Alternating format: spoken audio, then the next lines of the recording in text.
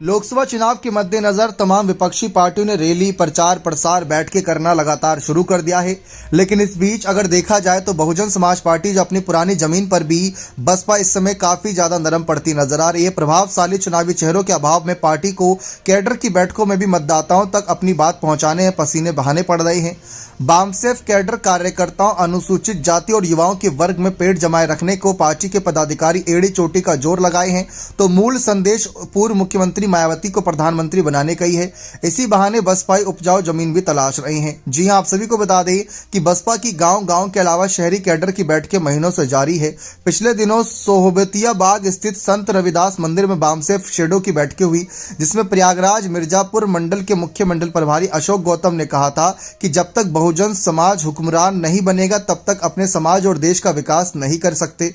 कहा था कि 2007 में जिस तरह से दमदार चुनाव लड़ा था वैसे ही तस्वीर आगामी लोकसभा चुनाव में बनाना है। उधर ग्रामीण क्षेत्रों में हो रही कैडर की बैठकें मायावती को प्रधानमंत्री बनाने पर जोर दे रही है। नेताओं की ये जोर आजमाइश वर्तमान में केवल अपनी जमीन बनाने के लिए है, क्योंकि 2012 के बाद चुनावों में प्रदर्शन लचर ही होता गया।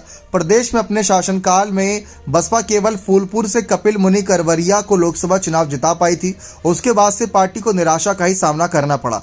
बसपा जिलाध्यक्ष आरवी त्यागी कहते हैं कि पहले के सभी चुनावों के आंकड़ों में एकत्र किए जा रहे हैं। पार्टी की जमीन कहीं से ना बिगड़ी ना बिखरी है। कहा कि मजबूत प्रत्याशी चुनाव में रहेगा, इसके लिए कई स्तर पर मंथन हो रहा है। बताया कि शीर्ष स्तर पर निर्णय के बाद उम्मीदवार घोषित किए जाएंगे। जानकारी दे दें कि बहुजन समाज पार्टी अकेले चुनावी मैदान में है। एक तरफ एनडीए अलायंस, जहां पर बड़े से बड़े दिग्गज नेता नजर आ रहे हैं, कई पूर्व मुख्यमंत्री, कई केंद्रीय मंत्री, जिनको फिर से चुनावी मैदान में उतारा जा रहा है। 195 कैंडिडेट की लिस्ट का अनाउंस भी हो गया। तो दूसरी तरफ राहुल, अखिलेश, तेजस्वी, लालू सब एक मंच पर आते नजर आ रहे हैं। इससे माहौल पूरी तरीके से बदला जा रहा है। लेकिन मायावती अकेले खड़ी नजर आ रही हैं। क्या वह प्रधानमंत्री बन पाएंगी या नहीं, ये देखना दिलचस्प रहेगा।